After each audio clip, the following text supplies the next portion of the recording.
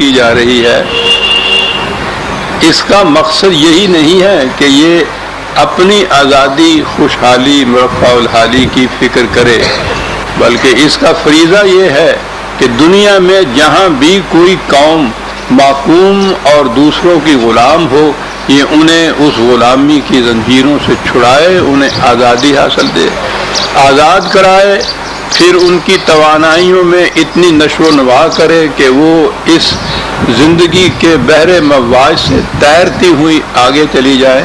یہی نہیں کہ باقی اقوام کے صف بصف چلیں، بلکہ ان سے آگے وہ چلیں، اور ملخص یہ کہ وہ اس قابل ہو جائیں کہ اپنے معاملات کو خود طے کر لیں۔ یہ فریضہ بتایا اس امت کا جو لتخرج الناس للناس جسے کہا گا۔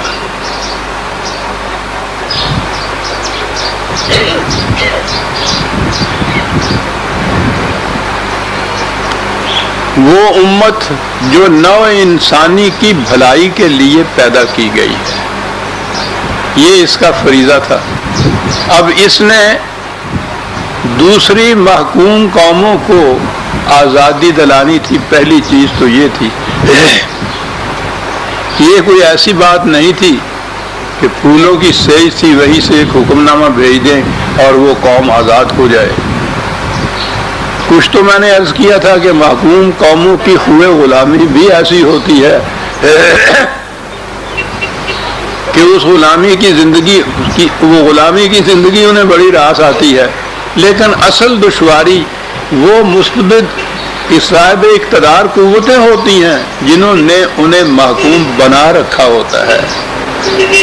بظاہر نظر آتا ہے جیسا کہ حضرت موسیٰ علیہ السلام نے فرعون سے کہا تھا کہ میں تمہارا کچھ نہیں چھیننا چاہتا، میں تو صرف یہ چاہتا ہوں کہ بنی اسرائیل جسے تم نے اس طرح اپنی غلامی کی زنجیروں میں جکڑ رکھا ہے، میں انہیں یہاں سے لے کے چلا جاؤں، نکل جاؤں، تو اس میں تمہارا تو کچھ نقصان نہیں۔ اس نے کہا کہ تم یہ کہتے ہو نقصان نہیں، بات بڑی صاف ہے۔ حاکم وہی ہوتا ہے جس کا کوئی محکوم ہو، اگر کوئی محکوم ہی نہ ہو تو وہ حاکم ہی نہیں ہو سکتا۔ حکومت تو محکوم کو کے وجود کو چاہتی ہے، کوئی کتنا بڑا صاحب اقتدار، پہاڑ اس کے ہوں، سمندر اس کے ہوں، جنگلات، نہریں، دریا، چاندی اور سونے کے ڈھیر، جواہرات کے ذخائر، یہ سب ہوں ان کے پاس، اور وہاں کوئی انسان نہ ہو جس پہ حکومت وہ کرے، تو وہ حاکم ہی نہیں ہوتا۔ اسے تو حاکم ہونے کے لیے محکوموں کی ضرورت ہے۔ تو یہ چیز اگر کہی جائے کہ جو تمہارے محکوم ہیں انہیں ہم یہاں سے نکال کے لے جائیں گے، تو پھر وہ حکومت کس پہ کرے گا؟ کہا جاتا ہے کہ انسان کا خون نمکین ہوتا ہے، جو شیر ایک دفعہ انسان کا خون پی لے، اس کے منہ کو زبان کو لگ جائے، کسی اور شکار میں اس کو لذت ہی نہیں ملتی۔ شیروں کا تو پتہ نہیں، انسانوں کو تو دیکھا ہے ہم نے، یہ شیر نہیں ہے تو بھیڑیے ہوتے ہیں، ان کے قابو میں کوئی انسان جب آ جاتے ہیں تو یہ آسانی سے نہیں اسے چھوڑتے۔ اقبال نے بڑی عمدہ تشبیہ نہیں بلکہ استعارہ سے اس بات کو بیان کیا۔ انگریز کے زمانے میں ہندوستان میں اس کی گرفت سے آزادی حاصل کرنے کے لیے اہل ہند کوشاں تھے،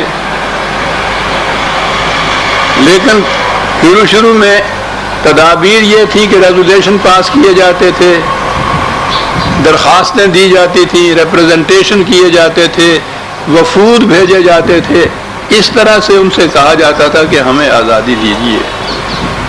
بڑی خوبصورت انداز سے بات کی تھی اقبال نے۔ ترا نادا امید غم گساری حاض افرنگ است، ہے نادان، افرنگ سے متعلق تیری امید جو ہے، تیرے ذہن میں یہ بات ہے کہ یہ ہمدرد ہوگا تمہارا، غم گسار ہوگا تمہارا، تم جو یہ درخواستیں اس طرح سے کر رہے ہو اس پر ہمدردانہ غور و خوض کرے گا اور وہ تمہیں آزاد کر دے گا. ترا ناداں امید غم گساری حاض افرانگست. اور اگلا مصرع جس میں بات کہی ہے دل شاہی نہ سوزد بہرے عام مرغے کے در چانگست. کسی باز کے پنجے میں جب کوئی چڑیا آ جاتی ہے وہ لاکھ چیں چیں کرے اس کا دل پسیجتا ہی نہیں ہے. بڑی خوبصورت چیز ہے. تو تم یہ چیں چیں کر کے سمجھتے ہو کہ یہ باز تمہیں رہا کر دے گا. کس قدر خام خیالی ہے, کس قدر خوش فہمی ہے. اس طرح سے آزادیاں حاصل نہیں ہوا کرتی. کوئی باز بھی قابو آئی ہوئی چڑیا کو اس طرح سے نہیں چھوڑتا, وہ لاکھ چیں چیں کرے. یہ چیز ہوتی ہے حاکم قوم کی مستبد, وہ نہیں چھوڑتی. تو ان سے جب یہ چھڑانا ہو, اب سوچئے کہ یہ قوم جسے اس مقصد کے لیے تیار کیا گیا یا جو ابھری پیدا ہوئی خود تو وہ آزاد ہو گئی, نظر بظاہر باقی اقوام کے مقابلے میں دیکھا جائے تو اس کے بعد اسے کچھ اور کرنے کی ضرورت نہیں تھی, تو آزاد ہو گئی اپنے معاملات میں. یہی منتہا ہوتا ہے قوموں کا. لیکن یہاں تو انہوں نے, ان کا فریضہ تو دوسری قوموں کو غلامی کے پنجے سے چھڑانا تھا.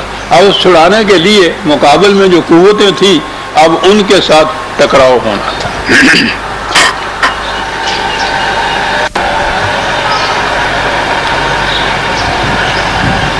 تو آپ غور کیجئے کہ اسلام کہتے کسی ہیں دین ہے کیا, اس کے تقاضے کیا ہیں.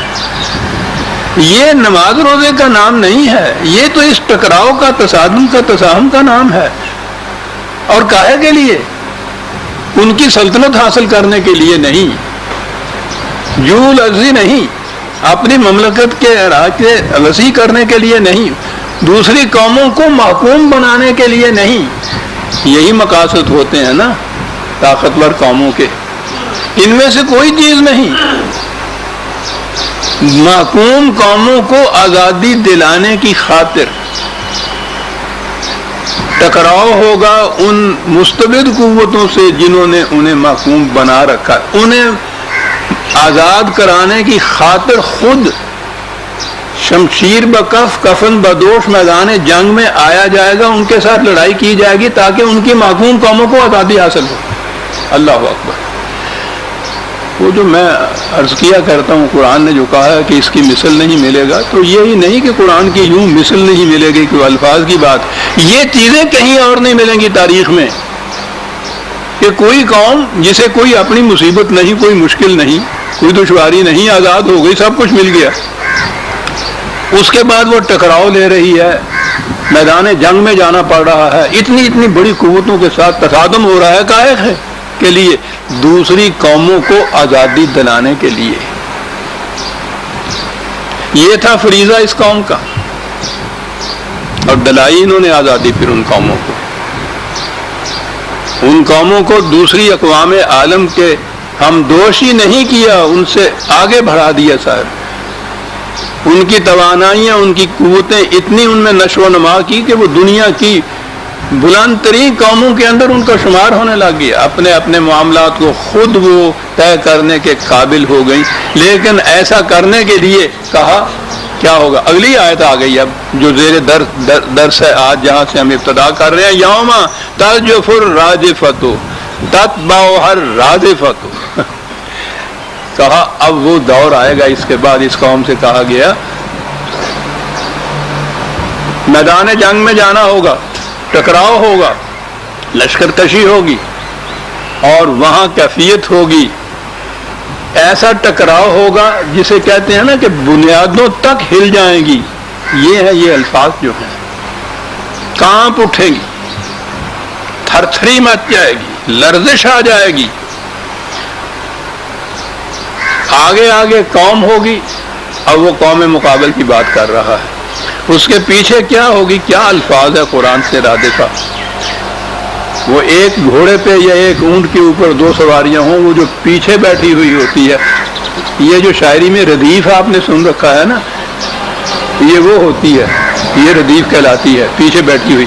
لیکن کتنی حسین تشبیہ ہے یہ کہ وہ آگے والی سواری جہاں جہاں جائے گی یہ پچھلی باری اس کے ساتھ لپکی ہوئی ہوگی، پیچھے ہی نہیں چھوڑے گی یہ پیچھے بیٹھی ہوئی سواری۔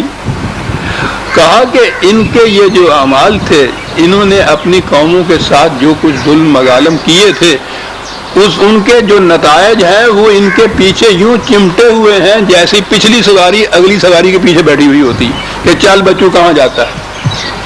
کیا الفاظ، رادفت، ان کے پیچھے چلے آ رہے ہیں وہ۔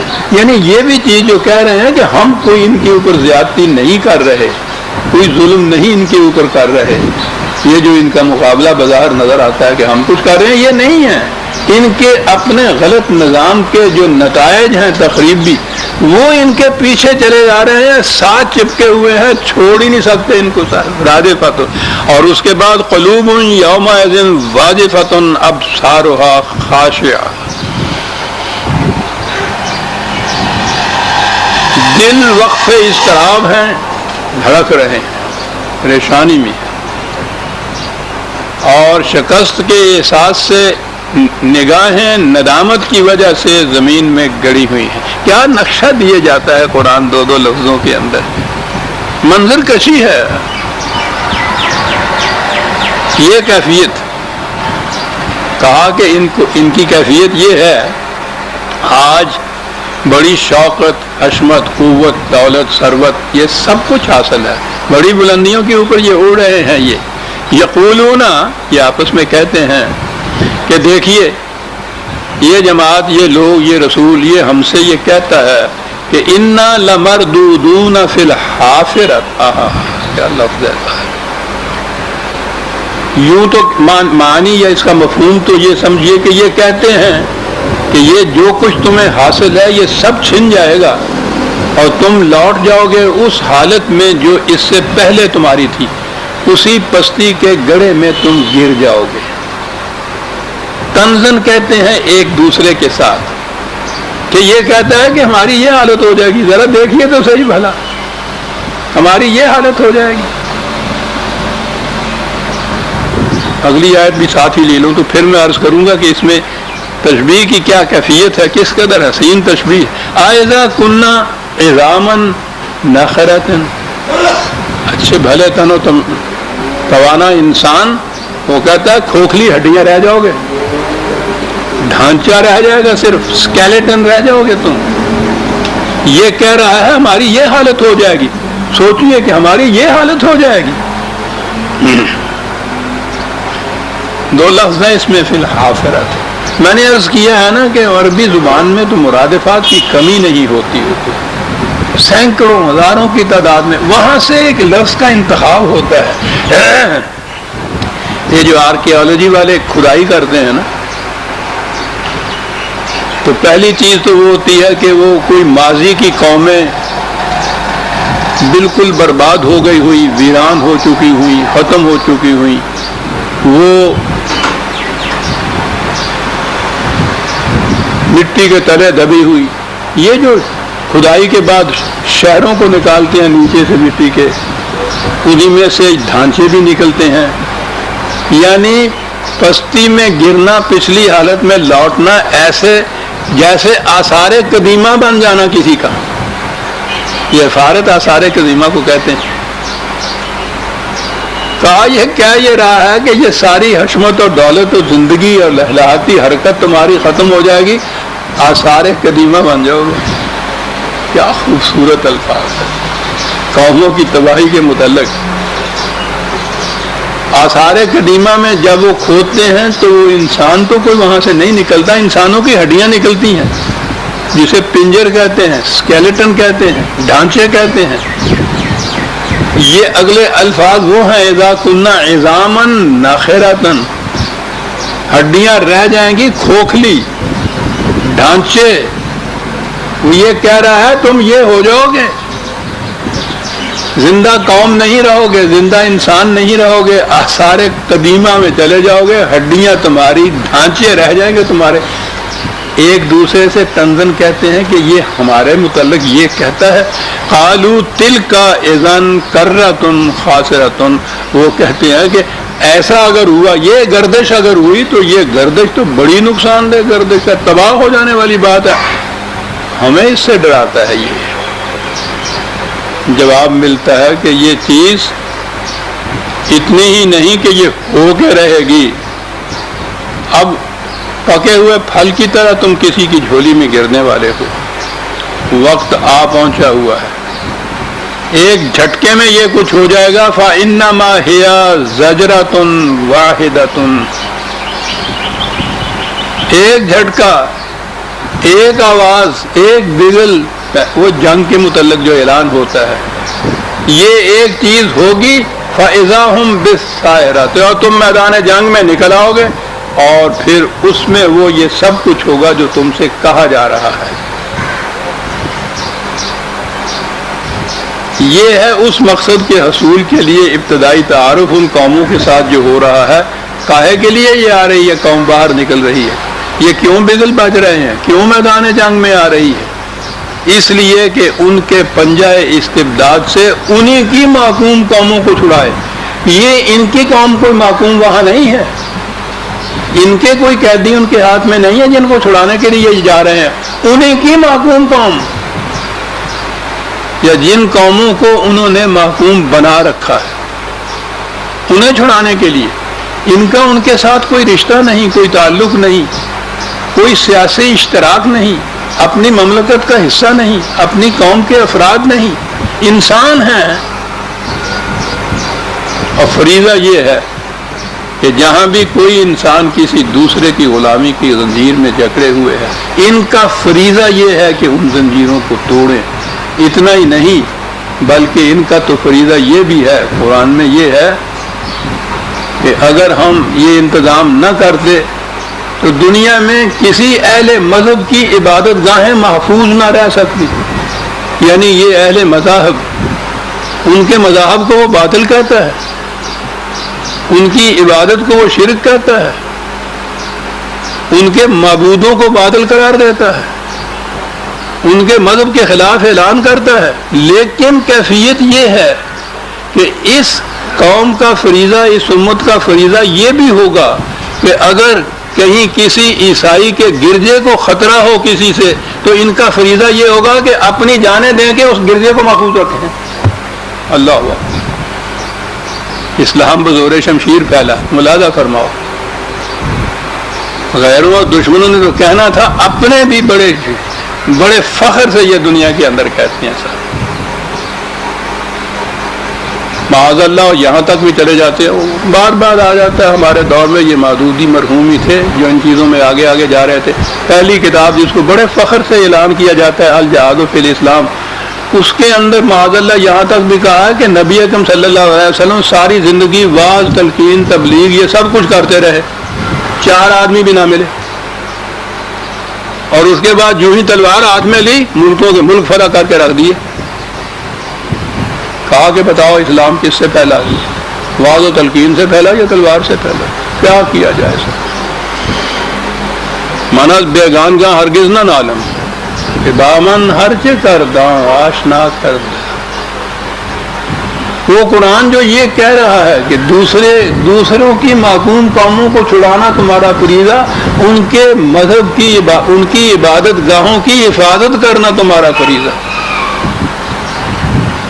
اس کے لیے یہ کہا کہ تمہیں میدان جنگ میں آنا پڑے گا۔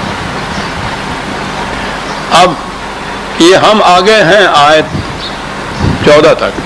پہلی 5 آیتوں میں یہ بتایا گیا کہ اس قوم کا جو ہم تیار کر رہے ہیں، یہ امت جس کو ہم متشکل کر رہے ہیں، مبعوث کر رہے ہیں، اس کا فریضہ یہ ہوگا کہ دنیا کی محکوم قوموں کو محکومی کی حالت سے نکال کے آزاد کرائیں، طاقتور بنائیں، اس قابل بنائیں صاحب اختیار کہ اپنے معاملات آپ طے کرنے کے قابل ہوں۔ اس کے بعد یہ کہا کہ اس مقصد کے لیے ٹکراؤ ہوگا، بڑا سخت ٹکراؤ ہوگا، اور اس کے بعد یہ مقصد حاصل ہوگا۔ قرآن کا انداز آپ کو معلوم ہے، جب وہ کوئی دعویٰ کرتا ہے تو اس کے بعد اس کے لیے دلائل بہم پہنچاتا ہے۔ دلائل کے لیے ایک طریق تو یہ ہے کہ وہ خارجی فطرت میں جو نظام کار فرما ہے، قانون کی عمل کاری جس طرح سے ہو رہی ہے وہاں، اس کو بطور شہادت کے پیش کرتا ہے کہ ہمارا قانون یہ ہے، جس طرح وہاں نافذ العمل ہے، انسانوں کی دنیا میں بھی یہی قانون ہوگا۔ ایک تو اس کا انداز یہ ہے، اور جب وہ قوموں کے متعلق کوئی بات کرتا ہے تو دوسرا انداز یہ ہے کہ سابقہ قوموں کے احوال و سرگزشتے وہ بطور شواہد کے پیش کرتا ہے، تاریخی شواہد، کہ تاریخ کے اوراق کو الٹ کر دیکھو کہ کیا ایسا نہیں ہوا۔ اب بات یہ آ رہی ہے کہ ایک بہت بڑی محکوم قوم ایک بہت بڑے جابر کے پنجہ استبداد میں گرفتار ہے، اسے وہاں سے چھڑانا ہے آزادی حاصل کرنے کے لیے۔ اقوام عالم میں کئی مثالیں اس کی دی جا سکتی تھی، سب سے زیادہ جامع مثال بنی اسرائیل اور صاحب ضرب کلیم حضرت موسیٰ علیہ السلام اور فرعون کا ٹکراؤ ہے۔ ان داستانوں میں سب سے زیادہ حصہ جو بیشتر ان سرگزشتوں کا ہے وہ بنی اسرائیل کا ہے، بڑی جامع طور پر وہ تاریخی شہادتیں پیش کرتی ہے۔ اب یہاں یہ چیز کہ ایک پوری قوم اس کے غلامی کے پنجے میں گرفتار ہے، صاحب ضرب کلیم حضرت موسیٰ علیہ السلام کو مبعوث کیا گیا ہے کہ اس قوم کو آزادی دلائے وہاں جا کر۔ حکمران جو ہے وہ فرعون جیسا مستبد کہ جس کا نام دنیا کے اندر فرعونیت کے لیے مشہور ہو گیا ہے، کتنا بڑا جابر، اس کی طرف یہ جا رہے ہیں، اس کے ساتھ ٹکراؤ ہو رہا ہے۔ اب فوراً ہی قرآن یہاں تک آنے کے بعد کہ ایک بگل بجے گا میدان جنگ میں تو میدان میں نکل آؤ گے اور ٹکراؤ ہوگا آپس میں، کہا یہ سمجھنا چاہتے ہو کہ یہ واقعہ اس طرح تاریخ میں ہوتا ہے تو حل آتا کا حدیث و موسیٰ، کیا بات ہے، کتنا خوبصورت انداز ہے۔ راستان پتہ نہیں زندگی میں دوبارہ یہ کچھ کہنے کا موقع ملے یا نہ ملے، تھوڑی سی عربی سیکھ چھوڑیے گا۔ قرآن مشکل عربی زبان کی کتاب نہیں ہے، بڑی آسان عربی زبان جو ہے نا وہ ہے جو قرآن کی ہے۔ عربی زبان کے اعتبار سے اتنا آسان اور ادب عربی کے اعتبار سے اتنا حسین اور خوبصورت، جاذب اور دلکش، حقائق تو ایک طرف رہے، انداز اس کا جو ہے تو آپ دیکھیے گا کہ کیا لذت آپ کو ملتی ہے۔ اس کے بعد یہ کہتے ہوئے کہ یوں نکلنا آئے گا، یہ ٹکراؤ ہوگا، حالات حدیث و موسیٰ، بات کہاں سے شروع کی؟ موسیٰ کی پہلی زندگی تو خود فرعون کے یہاں گزری تھی۔ بات شروع کرتے ہیں جہاں موسیٰ صاحب وحی بنا تھا۔ اب دیکھیے وہ موسیٰ کی زندگی کی ابتدا اس مقصد کے لیے ابتدا کہاں سے قرآن کرتا ہے؟ جہاں اسے طور کی چوٹیوں پر وحی دی گئی اور اس کے ذمہ یہ فریضہ عائد کیا گیا۔ بات شروع کرتا ہے اذ ناداہ ربہ بالوادی المقدس طوی۔ یہ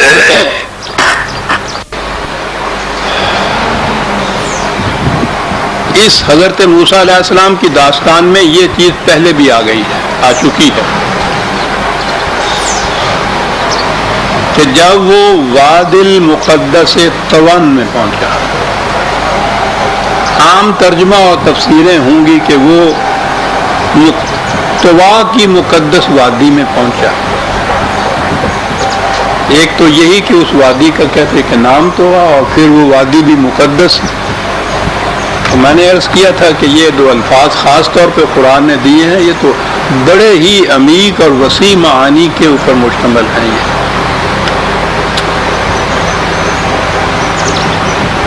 مقام نبوت اس کے اندر آتا ہے، وحی کی خصوصیت اس کے اندر آتی ہے۔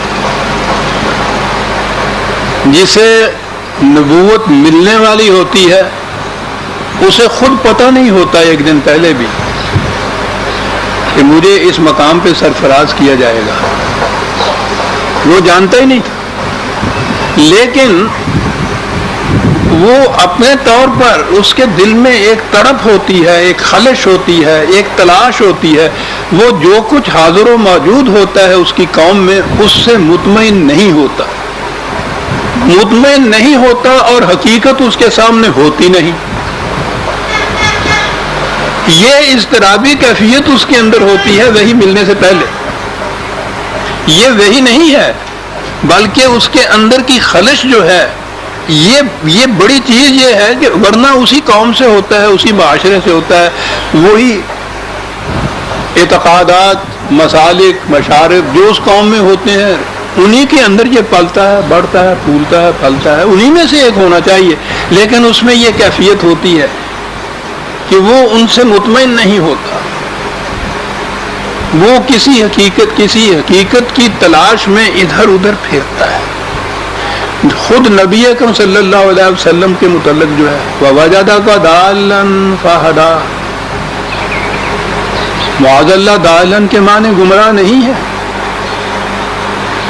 نبی نبوت کی پہلی زندگی میں گمراہ نہیں ہوتا، جو ہو رہا ہوتا ہے اس میں مطمئن نہیں ہوتا، تلاش حقیقت میں ادھر ادھر وہ چاہتا ہے۔ دال کے معنی ہوتا ہے تلاش حقیقت میں ادھر ادھر پھرنے والا، سرگرداں پھرنے والا۔ رسول اللہ صلی اللہ علیہ وسلم کے متعلق بھی، حضرت موسیٰ علیہ السلام کے متعلق تو تفصیل سے قرآن نے بتا دی کہ جہاں کہیں سنتے تھے کہ وہاں کہیں کوئی حقیقت ہے، وہاں کوئی صاحب ایسے ہیں کہ جو باقی انسانوں سے الگ کوئی راستہ بتاتے ہیں، یہ وہاں پہنچتے تھے۔ وہ جیسے آپ حضرت خضر کے ساتھ ملاقات کہتے ہیں، وہ خضر کا لفظ تو نہیں قرآن میں آیا، لیکن ایک بزرگ کے ساتھ ملاقات کاہے کے لیے یہ کہتے تھے؟ وہ نبوت سے پہلے کا واقعہ ہے۔ نبوت ملنے کے بعد یہ کیفیت نہیں ہوتی کہ نبی پھر بھی جا کے پھرتا رہے، ان کو پیر و مرشد تلاش کرتا پھرے۔ وہ تو دنیا بھر کے پیر و مرشد اس کے پھر محتاج ہو جاتے ہیں۔ یہ اس سے پہلے کا واقعہ ہوتا، وہی تلاش حقیقت میں پھرنے والا، لمبے لمبے سفر کرنے والا، لمبے لمبے سفر کرنے والا۔ وہی اس کے بعد جب اس کو ملتی ہے تو کیا کرتی ہے؟ وہ اس کے لمبے لمبے سفر کی صفوں کو لپیٹ دیتی ہے۔ مقدس کے معنی ہوتا ہے دور دور تک جانے والا، اور تون کے معنی ہوتا ہے لپیٹ دینے والا۔ موسیٰ، تیری لمبی لمبی مسافتیں جن میں تو سرگرداں پھر رہا تھا، آؤ آج لپیٹ دی جاتی ہیں۔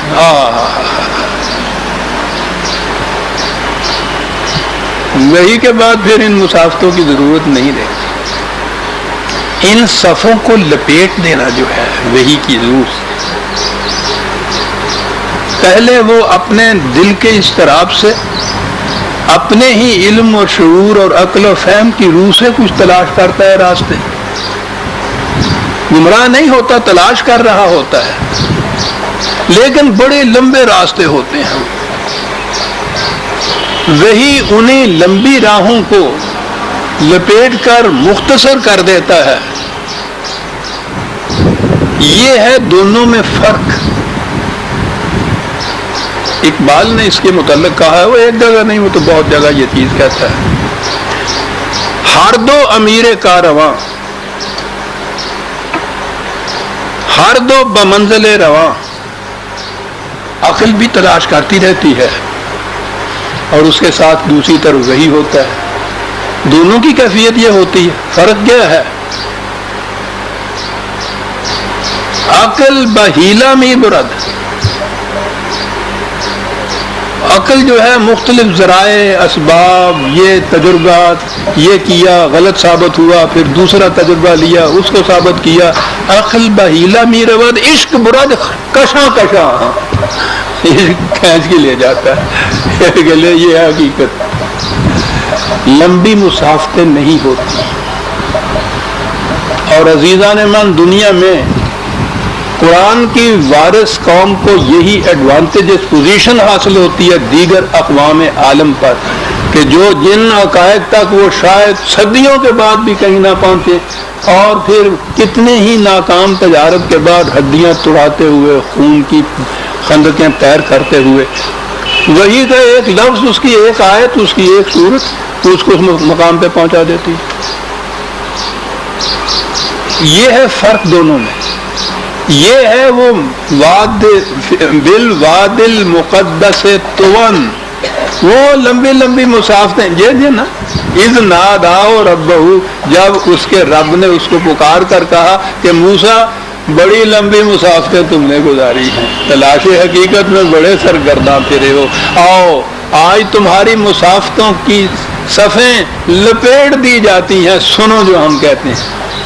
یہ ہے عزیزان من وحی کا اور عقل کے طریقہ کار کا فرق۔ یہ ہیں لمبی لمبی جو وادیاں ہیں، قدس کے معنی دور دراز چلے جانا ہوتا ہے، لمبی لمبی وادیاں مسافتیں جو ہیں وہ طے ہو جاتی ہیں، مختصر ہو جاتی ہیں۔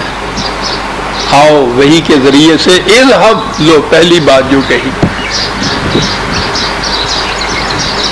جن کے رتبے ہیں سوا ان کی سوا مشکل ہے، وہ تو وحی سے سرفراز ہونا کوئی چھوٹی نعمت کبریٰ نہیں ہے، اور انسان کو تو یہ ملتی نہیں ہے، بہت بڑی چیز ہے۔ لیکن پہلی ہی وحی کے اندر جو فریضہ عائد کیا گیا ہے، اذهب الى فرعون انہ طغی، ایک لفظ میں بتا دیا کہ ہے گیا فرعون بڑا سرکش ہو گیا ہے، حد سے بڑھ گیا ہے، جاؤ اس کی طرف، فریضہ عائد ہو رہا ہے، جاؤ اس کی طرف۔ اگلی آیت میں عزیزان من ایک بات آ رہی ہے، میں نہیں سمجھتا کس طرح سے اس کو ایکسپلین کروں، اتنی بڑی جامعہ چیز ہے۔ اس امت کا فریضہ یہ بتایا کہ جہاں جہاں دنیا میں محکوم اور غلام قومیں ہیں، ان کو محکومی اور غلامی سے چھڑانا، دوسری قوموں کو۔ حضرت موسیٰ علیہ السلام جا رہے ہیں فرعون کے ساتھ، جس کے متعلق کہا گیا کہ بڑا سرکش ہے اور حدود فراموش ہو رہا ہے، اس کے ساتھ ٹکراؤ کے لیے جا رہے ہیں۔ اب دنیا میں جہاں بھی کوئی دوسروں کے ساتھ ٹکراؤ کے لیے جائے گا، یوں کہیے کہ وہاں ان کا جنگ ہوگی، اس کو اقتدار سے جیسے ہٹانا ہوگا، یہی کچھ ہوتا ہے نا، جب دوسروں کے ساتھ دوسرے اقتدار کے صاحب اقتدار حکمرانوں کے خلاف جنگ ہوتی ہے تو یہ ہوتا ہے، ان کو اقتدار سے ہٹانا، ان کی مملکت چھیننا، پھر اگر وہ مفتوح ہو گیا ہے، فتح حاصل ہوئی ہے، تو پھر تو پوچھو ہی نہیں اس کے ساتھ کیا کچھ کیا جاتا ہے، زنجیریں پہنانا، قید و بند میں ہونا، پھانسی کے تختے پہ چڑھا دینا، اور کیا کچھ نہیں کرنا۔ یعنی یہ اس کے خلاف ایک انتقامی چیز ہوتی ہے، جس کے لیے ہی حملہ کیا جاتا ہے، اس کے ساتھ تصادم کیا جاتا ہے۔ اللہ اکبر۔ لیکن خدا کی مامور یہ جماعت، یہ نبی، یہ رسول، یہ جب جاتا ہے فرعون کی طرف جاتا ہے، پہلی وحی میں جو حکم دیا جاتا ہے، اندازہ لگائیے، بڑے غور سے سنیے عزیزان من، کاہے کے لیے قرآن کہتا ہے فَقُلْ هَلْ لَكَ إِلَىٰ أَن تَزَكَّىٰ، کہا کہ فرعون، عزیزان من بڑی توجہ طلب چیز ہے، ایک لفظ ہے، سیاست کی دنیا بدل دی ہے اس قرآن نے، ایک لفظ، اس سے جا کے کہو کہ تجھے سلطنت حاصل ہے، حکومت حاصل ہے، دولت حاصل ہے، قوت حاصل ہے، یہ سب کچھ حاصل ہے تمہیں، لیکن تمہاری انسانی صلاحیتوں کی نشو و نما نہیں ہوئی، تم سطح انسانیت پہ نہیں آ سکے، وہ ساری صلاحیتیں تمہاری انڈیولپڈ جسے کہتے ہیں نا، وہ رہ گئی ہیں، اس لیے یہ سب کچھ ہونے کے باوجود تم ایک جابر و ظالم حیوان تو بن سکے ہو، انسان نہیں بن سکے۔ میں آیا ہوں کہ تمہاری انسانی صلاحیتوں کی نشو و نما کر کے تمہیں سطح انسانیت پہ لے آؤں۔ اللہ اکبر۔ مقصد یہ بتایا جا رہا ہے، قوم اٹھی ہے تو اس لیے کہ جہاں کہیں کوئی معقوم قوم ہے، اس کو معقومیت کی زنجیروں سے نکال کے انسانیت کی صف میں آگے لے جائے۔ یہاں ٹکراؤ کے لیے فرعون کے مقابلے کے لیے اس کو بھیجا جاتا ہے کہ جاؤ، وہ بہت سرکش ہو گیا ہے، جا کر مقصد اس کا کیا ہے، اس سے کہتا یہ ہے، کیا بات ہے صاحب یہ کہنے کہ تمہیں سب کچھ حاصل ہے لیکن تم انسان نہیں بن سکے۔ اور پھر یہ نہیں کہ اس کو انسان جو ہے وہ بید مار مار کے انسان بنایا جاتا ہے، جن چمڑی ادھیڑ دینے، جلاد تو کہتے جلدتن سے ہے نا، یہ بید مارنا، کھال ادھیڑ دینا، اس طرح سے نہیں، انت لگتا۔ میری بات سنو، تمہاری سمجھ میں بات آ جائے گی۔ انسانیت کی صلاحیتیں تمہاری انڈیولپڈ رہ گئی ہیں۔ کیا بات کہہ رہا ہے یہ شخص؟ جنگ کرنے کے لیے، میدان جنگ میں آنے کے لیے، تصادم کے لیے اتنے بڑے سرکش کے سامنے جا رہا، مقصد یہ بتا رہا ہے کہ تم انسان نہیں بن سکے۔ میری بات سنو گے انسان بن جاؤ گے۔ فَقُلْ هَلْ لَكَ إِلَىٰ أَن تَزَكَّىٰ، وہ ارباب فکر جو میرے درس میں ہیں، اللہ کا شکر ہے، وہ اس کو غور سے سنیں۔ اس نقطے کے اوپر میں عرض کروں گا، سیاست کی ایک عمارت اس کے اوپر استوار ہو جائے گی، ایک نقطے کے اوپر، کہ یہ قوم جب دوسروں سے ٹکراؤ کرتی ہے، تصادم ہوتا ہے، بظاہر جسے جنگ بھی کہا جا سکتا ہے، کانفلکٹ بھی ہوتی ہے، ان کا مقصد کیا ہوتا ہے؟ وہ کہتا ہے کہ وہ مقابلے میں آتے اس لیے ہیں کہ وہ سطح انسانیت پہ نہیں ہوتے۔ سطح انسانیت پہ ہوں تو جس مقصد کے لیے تم اٹھے ہو وہ اس کا مقابلہ کریں ہی نہیں، وہ تو اپریشیٹ کریں، اس کو ساتھ دیں، تمہارا تعاون کریں تمہارے ساتھ، کہ چلو ہم بھی چلتے ہیں اس کے ساتھ۔ کہتا ہے وہ مقابلہ اس لیے کرتے ہیں کہ وہ حیوانی سطح پہ ہوتے ہیں۔ تمہارا فریضہ یہ ہے، اس سے بتاؤ کہ میں جو پروگرام دے رہا ہوں اس پہ چلو گے تو تمہاری انسانی صلاحیتیں نشو و نما پا جائیں گی، بندے دے پتر بن جاؤ گے۔ باللہ اکبر، کیا مقاصد ہیں؟ یہ ہے عزیزان من سیاسی نظام قرآن کا۔ جب وہ فریق مقابل کے لیے بھی یہ کچھ چاہتا ہے تو خود جو اپنی قوم کے افراد ہوں گے ان کے لیے بھی یہ جو لوگ صاحب اقتدار ہیں ان کا فریضہ یہ نہیں ہوگا کہ ان کی انسانی صلاحیتوں کی نشو و نما کر کے صفحہ انسانیت کے اوپر ان کو لے آئے، نہ یہ کہ اور کچل کے ان کو پست سے پست کرتے چلے جائیں۔ دنیا کے ارباب اقتدار اور ارباب حکومت کا فریضہ یہ ہوتا ہے کہ جہاں کہیں ذرا سی بھی وہ دیکھیں کہ صلاحیت ابھر رہی ہے، یذبحون ابناءہم، یہ تھا نا فرعون، جو ابنائے قوم ہے جن کے متعلق اس کے ذہن میں ہو کہ یہ ذرا ابھر رہے ہیں، وہ جھٹ سے وہ جو میں مثال دیا کرتا ہوں، وہ جو مالی ہاتھ میں وہ کینچی سی لے کے چلا پھرتا ہے ایج کے اوپر، جہاں کہیں اس نے دیکھا کہ ایک پتی بھی اس کے نقشے سے ذرا ابھر رہی ہے، ٹچ کر دیتا ہے اس کو، وہیں ختم کر دیتا ہے۔ دنیا کی حکومتیں اس کینچ کے سر پہ چلتی ہیں کہ کوئی ابھرنے نہ پائے۔ قرآن کی سیاست یہ دبی ہوئے جتنے لوگ ہیں ان کو نشو و نما کر کے ابھار کے اوپر لے آتی، ان کی قوموں کو بھی، اور یہ جو ارباب اقتدار ہیں ان سے وہ چھینتا نہیں ہے کچھ، ان کو سطح انسانیت پہ لاتا ہے۔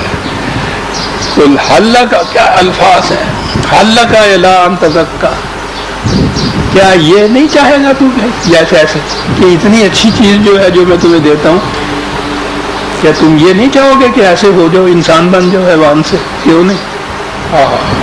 وَأَهْدِيَكَ إِلَىٰ رَبِّكَ فَتَخْشَىٰ، اور وہ کس طرح سے انسان، اس کا طریقہ کیا ہوگا؟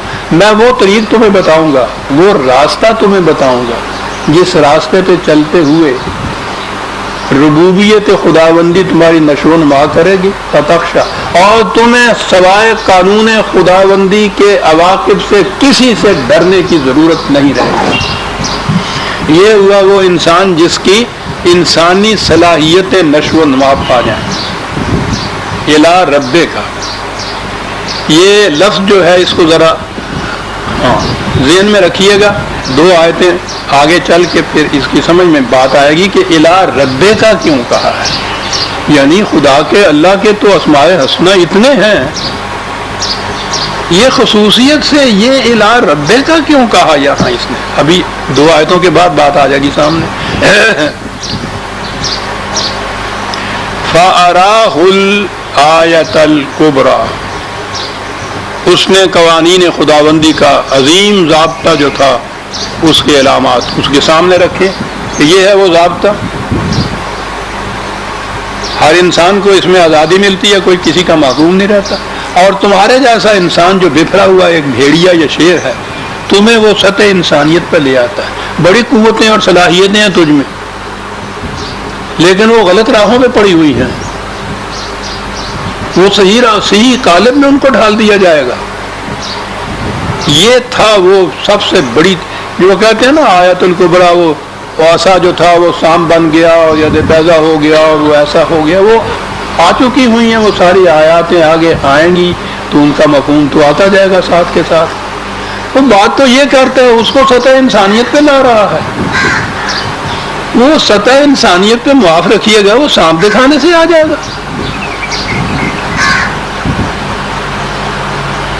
اس کے سامنے تو ایسا ایک پروگرام، ایسا ضابطہ ہدایت سامنے اس کے لانا ہوگا، اس کو سمجھانا ہوگا کہ غلط روش تمہاری جو ہے اس کے نتائج کیا ہیں. میں کیا کہتا ہوں تمہیں کہ کس طرح سے ان صلاحیتوں کا استعمال کرو، یہ چیزیں ہوں گی وہاں. یہ ان کے سامنے رکھی، لیکن وہ تو نشہ اقتدار میں مست تھا. فکذب وعصا، اس نے کہا سب غلط ہے جو مجھے کہہ رہے ہو کہ میرے اس نظام کا نتیجہ میری تباہی اور ہلاکت ہوگا، بالکل غلط ہے. اس نے ان کو ماننے کی بجائے سرکشی اختیار کی. 2 لفظ ثم ادبرا. یہ داستان جو ہے حضرت موسیٰ اور حضرت فرعون کی کشمکش کی، یہ قرآن کے بیشتر مقامات میں آ گئی ہوئی ہے، بڑی تفصیل سے ہر جگہ آئی ہوئی ہے. قرآن اپنے اس آخری پارے میں کرتا یہ ہے کہ ان تفاصیل کو دہراتا نہیں ہے، ان کی طرف اشارہ کرتا ہوا چلا جاتا ہے آگے، کیونکہ اسے پتا ہے کہ یہ تو سب کچھ پہلے آ چکا ہوا ہے. اور وہ جو اس نے طریقہ بتایا ہے نا تصریف آیات کا، کہ ایک جگہ جو بات آئے دیکھو قرآن میں کہاں کہاں اس کے متعلق کچھ آیا ہوا ہے، اس طریقے سے ہر اشارے سے پوری تفصیل سمجھ میں آ جاتی ہے. یہ داستان جو ہے یہ آ چکی ہوئی ہے، اس سے پیشتر 1 سے زیادہ جگہوں پر پوری تفصیل کے ساتھ آ چکی ہے. یہاں تفصیل نہیں دے رہا، اشارہ کرتا ہوا چلا جا رہا. ثم ادبر، 2 لفظ ہیں ویسع. کیا بات ہے قرآن کی. ادبر تو یہ ہے کہ اس سے اس نے پیٹھ موڑ لی، منہ موڑ دیا. یہ ایک منفی سی چیز ہوتی ہے، اعراض بڑھتا، بات نہ سنی، دوسری طرف منہ موڑ دیا. یہ کوئی پازیٹیو ایکشن اس کے بعد نہیں ہے. اس سے یہی ہے کہ بس منہ موڑ دیا، ٹھیک ہے. ادبرا، اور اس کے بعد ہے یسا.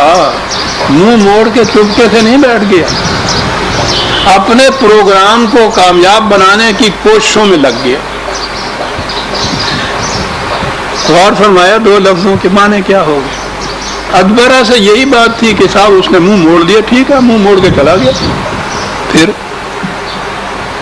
اتنا ہی نہیں، یسا پلان تھا اس کا ایک، اس پر عمل درآمد کے لیے مختلف جو کڑیاں تھیں شروع کر دیں اس نے. فحشرا، مملکت کے لوگوں کو جمع کیا. آپ کو ممکن ہے اب یاد ہو، آپ بھی تو بہرحال اتنے عرصے سے فالو کر رہے ہیں درسوں کو، قرآن کی آیات کو. فرعون نے یہ دیکھا تھا کہ سیاست میں وہ حضرت موسیٰ کو مات نہیں کر سکتا.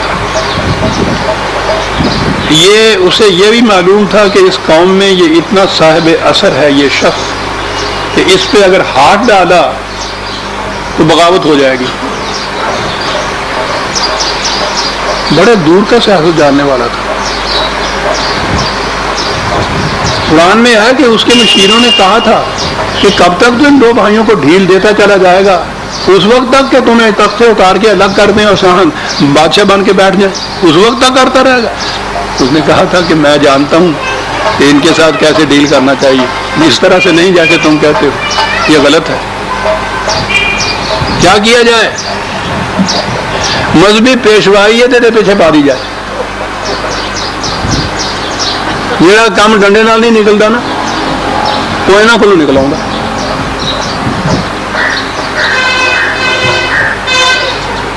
کتنی دور کی بات ہے.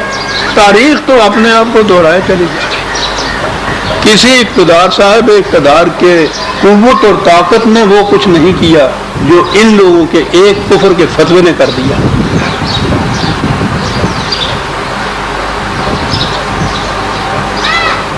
عباسیوں کی سلطنت ایسے نہیں الٹ سکتی تھی. وہ جو وہاں مسائل چھیڑے گئے تھے نا، ان مسائل کی روح سے آپس میں کچھ تو خون ہوتا تھا. بغداد کی نالیوں میں خون بہ رہا تھا دونوں طرف سے مسلمانوں کا، کفر کے فتوے. خلق و تقدیر قرآن، ایسے مسائل جی، معتزلہ کے مسائل، اشاعرہ کے مسائل، اس دور کے آپ دیکھیے علم الکلام جسے کہا جاتا ہے، ایسے مسائل جن کا زندگی سے واسطہ ہی کچھ نہیں ہے. دھن پہ دنیا دھن، ان ویل دی پی جٹی. لیکن اس سے قوم تباہ ہو گئی آپس میں ہی قتل و غارت گری سے. سلاطین کو خود کچھ کرنا نہیں پڑا. یہ ہوتے ہیں مذہبی پیشوائیت کے ہاتھوں جو کرایا جاتا ہے. اس نے یہ تدبیر سوچی تھی، جمع کیا لوگوں کو، اور اس کے بعد پہلی کیا بات ہے، اب ان کو بتا رہا ہے کہ میں کون ہوں، تم کس طرح سے میرے محکوم ہو، کیا میرے ہاتھ میں ہے. یہ وہ چیز ہے عزیزان من جو میں نے ابھی عرض کیا تھا، وہاں الہ رب کا کیوں کہا ہے، رب کیوں کہا ہے. فقال انا ربکم الاعلی، جمع کیا، کہا بتاؤ تمہارا ان داتا کون ہے، کون تمہیں روٹی دیتا ہے، کس پر تمہارے رزق کا اختیار ہے. سب سے دکھتی ہوئی رگ انسان کی بھوک، روٹی. یہاں یہ جو ربکم الاعلی کا، اس کے معنی یہ نہیں کہ یہ معبود تھا ان کا سب سے بڑا، وہ اس کی پرستش نہیں کرتے تھے، یہ تو خود پرستش کرتا تھا راہ دیوتا کی، سورج دیوتا کی. رب ربوبیت ہے یہاں، اور قرآن نے دوسرے مقام پر یہ واضح بھی کر دیا ہے. احتیاطاً میں ریفرنس بھی دے دوں، 43:51 وہاں تفصیل ہے. ونادى فرعون فی قوم ہی، وہی بات اکٹھا کیا، اعلان کیا اس قوم کے اندر. کہا قال یا قوم الیس لی ملک مصر وہذہ الانہار تجری من تحتی، بتاؤ یہ ملک مصر کی یہ زمینیں، کہ آپ پاشی کے ذرائع، یہ نہریں، یہ دریا کس کی ملکیت ہیں؟ کہو ہماری نہیں ہیں، ہم ان کے مالک ہیں. ایک دن میں رزق کے سرچشمے بند کر دیں تمہارے اوپر. کہو ہے نا یہ بات؟ دیکھا آپ نے، اصل چیز ہی یہ ہے عزیزان من، مرتا ہی یہاں انسان ڈائریکٹلی انڈائریکٹلی، بالواسطہ بلا واسطہ رزق کے چشموں کے اوپر اختیار ثابت ہو جاتے ہیں. اور پھر اس کے بعد رنگ ماسٹر جو سرکس کا ہوتا ہے، وہ جو شیر سے اپنے اشاروں پہ جو کچھ کراتا ہے، اور آپ نے پتا ہے کہ شیر چیخ رہا ہوتا ہے اس کے اشاروں کے اوپر. کیوں؟ شیر کو روٹی یا گوشت اس وقت ملتا ہے جب وہ یہ کھیل سرکس کا کر چکتا ہے، اس سے پہلے نہیں اس کو دیتے. صبح سے وہ بھوکا ہوتا ہے، اور یہ اس کو معلوم ہوتا ہے بیہیویئرزم کے ماتحت کہ یہ کچھ کرنے کے بعد مجھے روٹی ملنی. وہ بھوک کے بعد اس روٹی کے لیے یہ سارا کچھ کر رہا ہوتا ہے. اس ہنٹر کے زور کے اوپر رنگ کے اندر شیر آنکھ شیرارا کناد روبا مزاج احتیاج و احتیاج و احتیاج.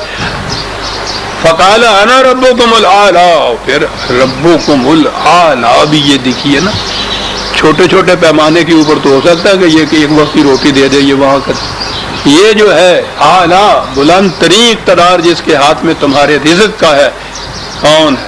کیا میں نہیں ہوں؟ انا، یہاں انا بھی دیکھیے قرآن کا انداز یہ جو ہے نا، ایسے وقت میں جیسے وہ انگریزی میں بھی وی یہاں لکھ دیتے ہیں نا، آئی کی جگہ انی نہیں ہے یہاں. انا ربکم الاعلی فاخذہ اللہ نکال الآخرۃ والأولی. بتا تو قرآن یہ رہا تھا نا کہ یہ دیکھا تم نے فرعون جیسا بھی اس قدر جابر جس نے رزق کے چشموں کو اپنے قابو میں رکھ رہا تھا، اس کو بھی کیا ہوا؟ دو لفظ ہیں، وہ بیڑیاں جو اس نے اس قوم کو پہنا رکھی تھیں، وہ بیڑیاں اس کو پہنا دی گئی. جو پہلے اس نے کی تھی خرابیاں ان کی بھی، کہ اس کے بعد اس نے خرابیاں کرنی تھی، اس تمام نظام کے نتیجے میں یہ چیز ہوئی. اور پھر کہا یہ نقال جو لفظ ہے اس کے اندر کوئی اذیت یا عقوبت نہیں ہوتی. کسی کو پابند کر دینا جو ہے، حرکت کو روک دینا کسی کا، یہ آتا ہے اس کے لیے یہ لفظ. یہ قرآن نے جو یہ کہا، یہ آگے اور بات آگے چل کے آئے گی کہانی کیا ہے. یہاں بھی یہ کہا کہ یہ نہیں کیا کہ وہ محکوم ہو گیا، مفتوح ہو گیا، اس کی قوت چھن گئی تو پھر اس کو یہ عذاب دیا گیا اور پھر یہ اذیت دی گئی اور یہ کچھ کیا. یہ مقصد ہی نہیں تھا. وہ عصا تھا، اس کا طغا تھا، وہ سرکش تھا، حدود فراموش تھا. نکال کا لفظ ہے کہ اس کو پابند کر دیا گیا، پابندیاں اس کے اوپر عائد کر دی گئی، بس اتنا ہی کیا. اس کے جتنے بھی غلط، اس کے جرائم، اس کے غلط اعمال، اس کا غلط نظام جو پہلے کر چکا تھا، جو اب کر رہا تھا، اس کے نتائج میں وہ نتائج جو اس کے پیچھے ردیف کی طرح، اس سواری کی طرح اس کے پیچھے لگے بیٹھے ہوئے تھے، چمٹے ہوئے تھے، جہاں جاتا تھا اس کے پیچھے تھے، وہ زنجیریں، بیڑیاں، ہتھکڑیاں بن کر فرعون کو لگی. نکال اس کو کہتے ہیں. یہی لفظ آیا ہے جہاں چور کی سزا قرآن نے کہی ہے، جو کہتے ہیں ہاتھ ہی کاٹ دینا ہے. بہرحال وہاں آؤں گا تو آ چکا ہوں میں، تو وہ میری تفسیر میں دیکھ لیجئے گا، وہاں نکال کا لفظ ہے کہ ایسی صورت پیدا کی جائے کہ وہ پابندی اس کے اوپر عائد ہو جائے کہ وہ یہ کر نہ سکے.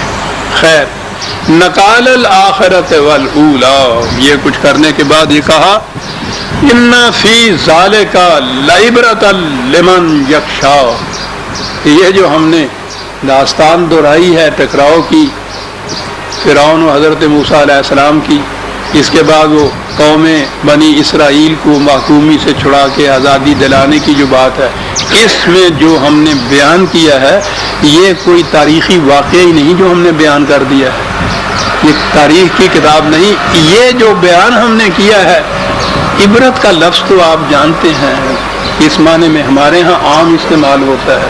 یہ بنیادی معنی بڑے عجیب ہیں. یہ سب، یہ عبرہ جو ہوتا ہے نا، یہ پل ہوتا ہے. ادھر آپ کھڑے ہیں، یہ آپ کے لیے منزل مقصود نہیں ہے جہاں آپ کھڑے ہیں. مقصود وہ ہے جو وہاں پل کے باہر راستہ ہے، آگے چلنا ہے نا آپ نے. اس سے وہاں تک پہنچانے کا جو ذریعہ ہوتا ہے وہ ہوتا ہے جسے پل کہا جاتا ہے، عبر کہا جاتا ہے. کسی واقعہ، کسی کہانی، کسی استعارہ، کسی تشبیہ کو بیان کرنے کے بعد کہنا کہ یہ مقصود بذات نہیں، یہ ایک پل ہے جس پہ سے گزر کے تم اصل حقیقت تک پہنچ سکو گے. ایک ایک لفظ قرآن کا سا ہے کہ اسی کو ایک تاریخی واقعہ طور پر کہانی سمجھ کے، داستان سمجھ کے لذت لینا، بیٹھ نہ جانا کہ بڑی اچھی کہانی بیان کی. نہیں نہیں، یہ تو ایک پل ہے، اس سے تم نے حقائق تک پہنچنا ہے. لمن یخشی، لیکن وہی پہنچ سکے گا جس کو خدا کے قوانین کی خلاف ورزی کے تباہ کن نتائج کا کچھ ڈر جھکے، بلکہ ڈر بھی نہیں ہے، خشیہ. اس کے سامنے وہ جھک جائے قوانین کے سامنے کہ اس کی سرکشی کا نتیجہ وہی ہوگا جو فرعون کا ہوا تھا. یہ سورہ النازعات کی آیت 26 تک آ گئے. یہ بات یہیں تک کی ہے. آگے دوسری بات آ گئی ہے، وہ آ گئی ہے وہ خارجی کائنات کی شہادتیں جو ہیں. یہاں تک ہم آئے، باقی آندہ صحیح. ربنا تقبل منا انک انت السمیع العلیم. شکریہ.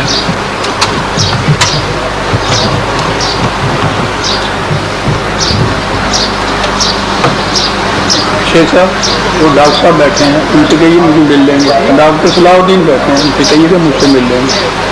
یہ تیسری صاحب سیدھے آپ کے سامنے وہ کھڑے ہو گئے.